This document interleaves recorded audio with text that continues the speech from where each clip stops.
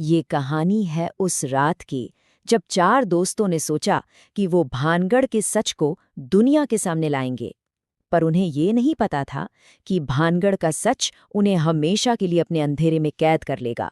जी हाँ, ये सिर्फ एक लाइन नहीं, ये एक चेतावनी है और एक भयानक हकीकत भी। तो देखिए, इस कहानी का सबसे बड़ा किरदार तो खुद भानगढ़ का किला है। और ये कोई मनगढ़ंत बात नहीं है। मतलब भारत सरकार खुद कहती है कि सूरज ढलने के बाद यहाँ कोई नहीं रुक सकता। सोचिए जरा, ऐसा क्यों है? आखिर ऐसा क्या है इन दीवारों के पीछे? कहानी की शुरुआत होती है एक जिद से, एक चैलेंज से। चार दोस्तों ने फैसला किया कि वो इस सरकारी नियम को तोड़ेंगे और पूरी दुनिया को ये साबित करके दिखाएंगे कि भूत प्रेत का डर सिर्फ एक वहम होता है। तो चलिए मिलते हैं इन चार लोगों से। विक्रम, जो पैरानॉर्मल इन्वेस्टिगेटर था और भूतों की दुनिया को कैमरे में कैद करने का जुनून रखता था। सिमरन, उसकी कैमरा वुमन।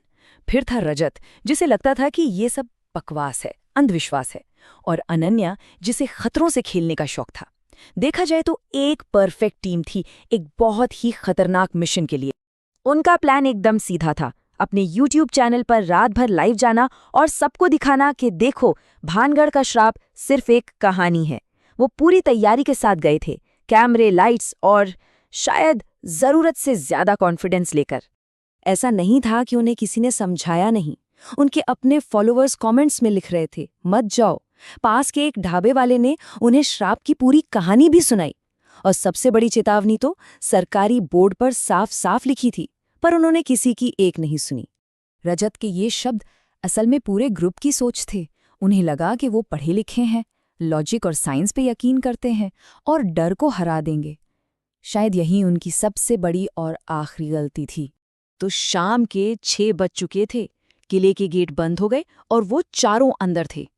शुरुआत में सब नॉर्मल था, थोड़ा मजाक मस्ती चल रही थी, लेकिन जैसे जैसे अंधेरा बढ़ा ना, किले ने अपनी मौजूदगी का एहसास दिलाना शुरू कर दिया। पहली अजीब चीज हुई तांत्रिक सिंधिया के टूटे फूटे मंदिर के पास। विक्रम का EMF मीटर, जो भूतों की मौजूदगी बताता है, अचानक पागलों की तरह बीप करने लगा। रजत ने फौरन कहा, अरे बैटरी की दिक्कत होगी। लेकिन नई बैटरी लगाने के बाद भी वो मीटर लगातार चीखता रहा। और फिर अचानक से हवा बदल गई। इतनी ठंड हो गई कि मुंह से भाप निकलने लगी।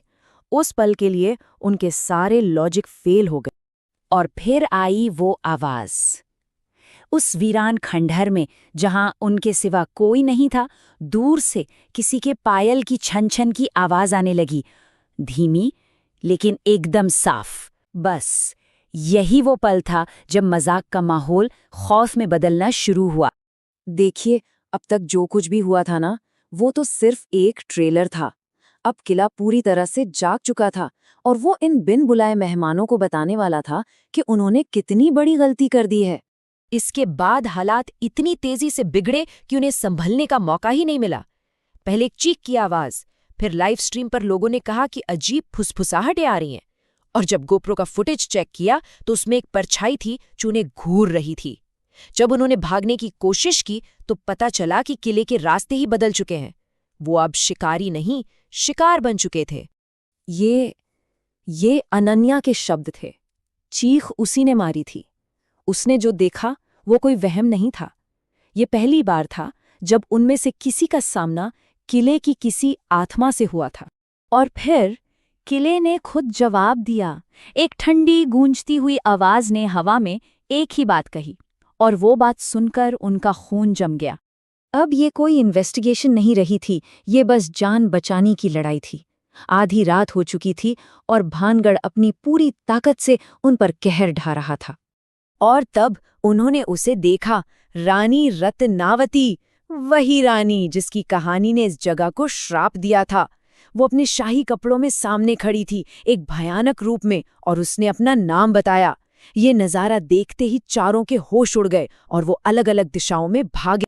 और ठीक उसी पल रात के 11:34 पर उनकी लाइव स्ट्रीम बंद हो गई। बाहरी दुनिया से उनका जो आखिरी कनेक्शन था वो भी टूट गया। अब ग्रुप बिखर चुका था और शिकार शुरू हो गया था। विक्रम और सिमरन का सामना तांत्रिक सिंधिया की परछाई से हुआ। दूसरी तरफ रजत और अनन्या को कई और आत्माओं ने घेर लिया। और तभी एक जोरदार चीख के साथ रजत अंधेरे में कहीं गायब हो गया। 4 में से अब सिर्फ 3 बचे थे। जैसे तैसे वो रात बीती, सूरज की पहली किरण के साथ किले का खौफ तो थम गया, लेकिन जो नुकसान हो चुका था उसकी भरपाई कभी नहीं हो सकती थी। सुबह जब हुई तो विक्रम और सिमरन किसी तरह किले से बाहर निकले। पुलिस को रजत बेहोशी की हालत में मिला। वो बच तो गया, पर उसका दिमाग हमेशा के लिए उसी रात में फंस गया। और अनन्या कभी नहीं मिली। वो भानगढ़ का एक और राज बनकर रह गई। बाद में पुलिस को एक कैमरा मिला और उसकी आखिरी रिकॉर्डिंग में जो था उसने सबके रोंगटे खड़े कर दिए।